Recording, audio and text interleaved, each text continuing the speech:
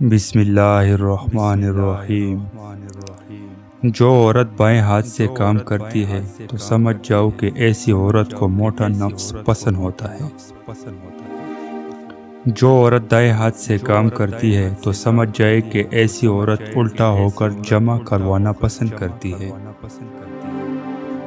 جو عورت دانتوں میں انگلی دبا رہی ہو تو سمجھ جاؤ کہ ایسی عورت میں شہوت عروج پر ہے۔ جو عورت ٹانگ پر ٹانگ رکھ کر بیٹھی ہو تو سمجھ جاؤ وہ ہاتھ سے نفس کو پکڑنا پسند کرتی ہے۔ جس عورت کے پاؤں کی تلی پر تل کا نشان ہو تو سمجھ جائے ایسی عورت بیٹے زیادہ اور بیٹیاں کم پیدا کرتی ہے۔ انگور کا رس پی کر جمع کرنے سے مرد اور عورت کو لطف زیادہ آتا ہے۔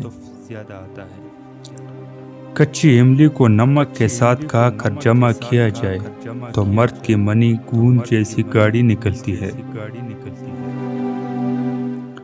عورت کے ناف میں لہسن کا ٹکڑا رکھ کر جمع کرنے سے مرد بہت دیر سے فارغ ہوتا ہے۔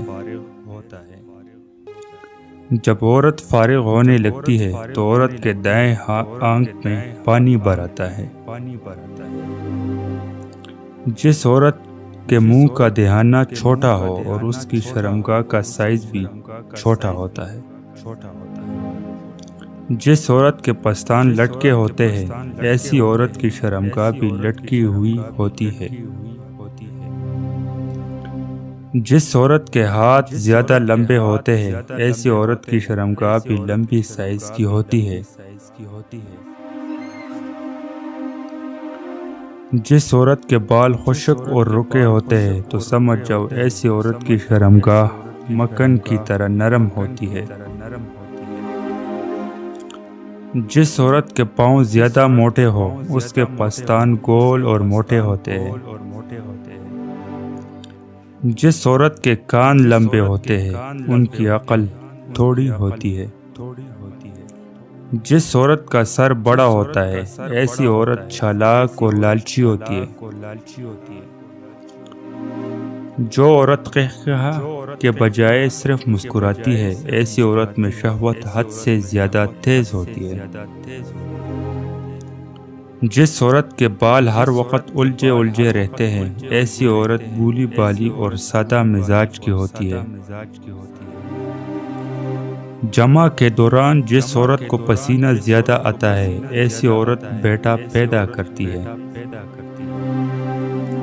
عورت کو چٹپٹی چیزیں کھلا دو عورت میں شہوت طاری ہو جائے گی۔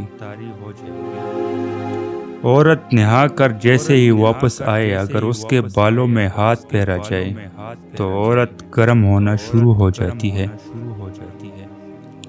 جمع کے دوران اچار کھا لیا جائے تو مرد کی منی دیر سے نکلتی ہے اور رک کے نکلتی ہے، لطف پورا آتا ہے۔